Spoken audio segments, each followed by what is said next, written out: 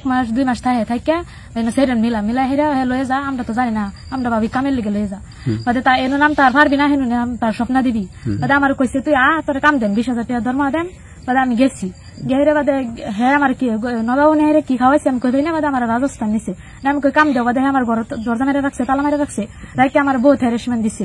আর আমার ডেলি মারছে কি কৰিব নিছিল তুমি কাম কৰিবা লাগে নিছি নি পিছত কি কৰিব বিচাৰিছিল বেচা দিছি বিক্ৰী কৰিব বিচাৰে কোনে নিছিল যে জন ঘৰকত ৰাজস্থান না তোমাক নিছিল যোন গৰাকী মহিলাই হয় এনাই ঠাই আঙ্গৰে মানে কোন ঠাই জায়গাখিনিৰ নাম কি সিংমাৰি এনে তাৰ ঘৰ ক'ত বুলি কৈছিলে আমবাগান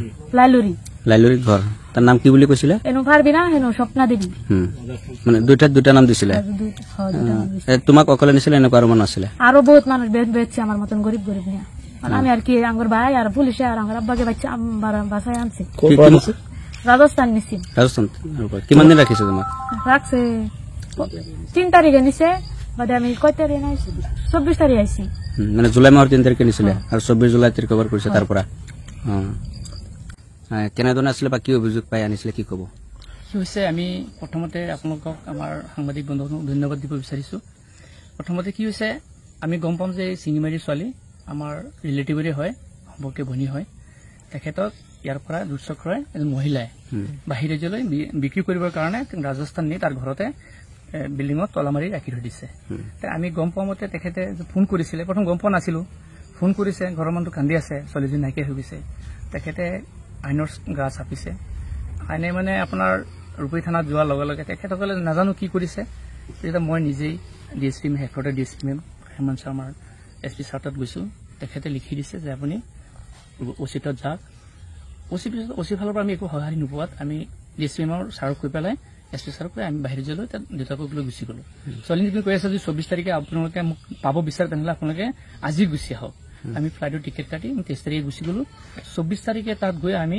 প্ৰথম যেটো লোকেশন ছোৱালী লোকেশনটো আমি নিজে ইনকুৱাৰী কৰিছো য'ত থাকিছে ঘৰৰ ওচৰত গৈ আমি লোকেশনটো টেক কৰি চাই পিছত আমি আমাৰ হেডকোৱাৰ্টাৰ ডিএছপি মেমক আমি মোবাইলত আমি দিওঁ দিয়াৰ পিছত তেখেতক আমি সহায় বিচাৰি যে মেম গুচি আহিছো এতিয়া আমাৰ টেক ছোৱালীজনীক উদ্ধাৰ কৰাৰ প্ৰয়োজন তেখেতে তাৰ যেটো এনজিঅ টিম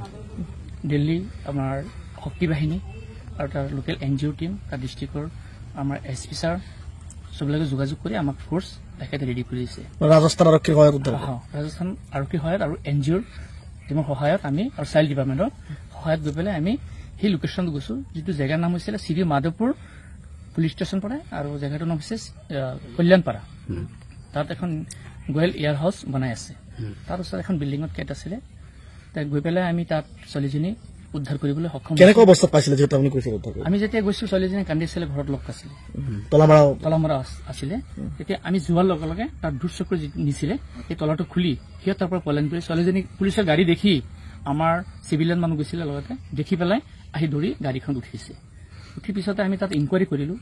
এই মানুহজনে লাখ লাখ ছোৱালী বাহিৰলৈ বিক্ৰী কৰিছে বাহিৰ ৰাজ্যলৈ যেনে ডুবাই চৌদি আৰব কুৱেইট পিছতে তেখেতে তাৰ পৰা পলায়ন কৰিছে তাৰ ওচৰৰ মানুহবিলাকে কৈছে আপুনি ইহঁতক ধৰি লৈ যাওক পিছতে তাৰ আমাৰ অসমৰ পৰা যেটো ফোৰ্স নাই নিয়া নাই তেতিয়া আমি ছোৱালীজনী উদ্ধাৰ কৰি আমি এখন নাৰী নিকেতন বুলি কয় নাৰী নিকেতনত আমি নি পেলাই ছোৱালীজনী 24 তাৰিখে শ্ৰদ্ধা দিলো তাৰপিছত আমি যোগাযোগ কৰিছো মেমৰ লগত আমাক আনিবলৈ তেতিয়া আমাৰ অসমৰ পৰা ৰূপী থানাৰ পৰা পুলিচ গৈছে 3জন এজন অফিচাৰ এজন লেডি কনষ্টেবল আৰু এজন চিপাহী গৈছে গৈ পেলাই আমাৰ তেখেতসকলে চিকিউৰিটি দি তাৰ পৰা আনিছে আমি ঘৰৰ ছোৱালীজনীক আমি সঞ্জয় দিব পাৰিছো ৰূপীহেত আপোনাৰ কি নাৰী সৰবৰাহ যি চক্ৰ হেয়া কি বৃদ্ধি পাবলৈ ধৰিছে এইটো বহুত বৃদ্ধি পাবলৈ ধৰিছে তেহেতৰ ইয়াত লিংক বহুত আছে বুলি আমি গম পাইছো যেহেতু ছোৱালীজনী তাৰ পৰা উদ্ধাৰ কৰাত আমি যেতিয়া ঘৰ পাইছো ছোৱালীজনী চিঙিমাৰী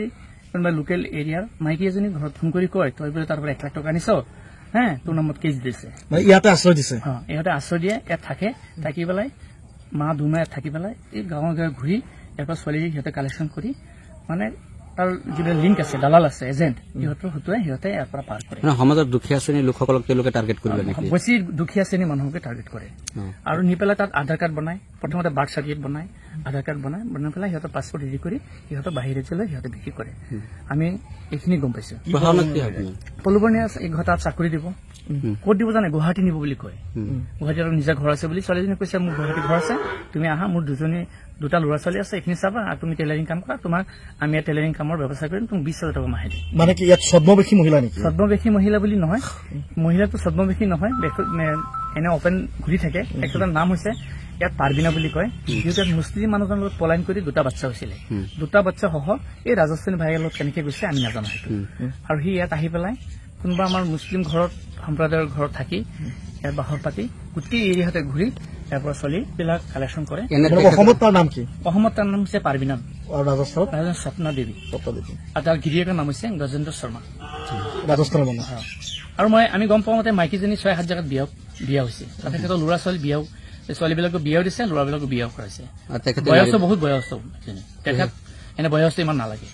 কি আহ্বান জনাব আপুনি প্ৰশাসনক আমি প্ৰশাসনক আহ্বান এইটো জানো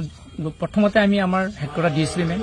আমাৰ SP ছাৰ কায়ামান ছাৰ তেখেতৰ লগত আমি অশেষ ধন্যবাদ দিওঁ তেখেতে আমাক এই ছোৱালীজনী ৰিকভাৰীকৰণত বহুত সহায় কৰিছে গতিকে তেখেতক আমি আমাৰ অন্তৰৰ ফালৰ পৰা আমি তেখেতক বহু কৃতজ্ঞতা জনাইছো ঠিক আছে থেংক ইউ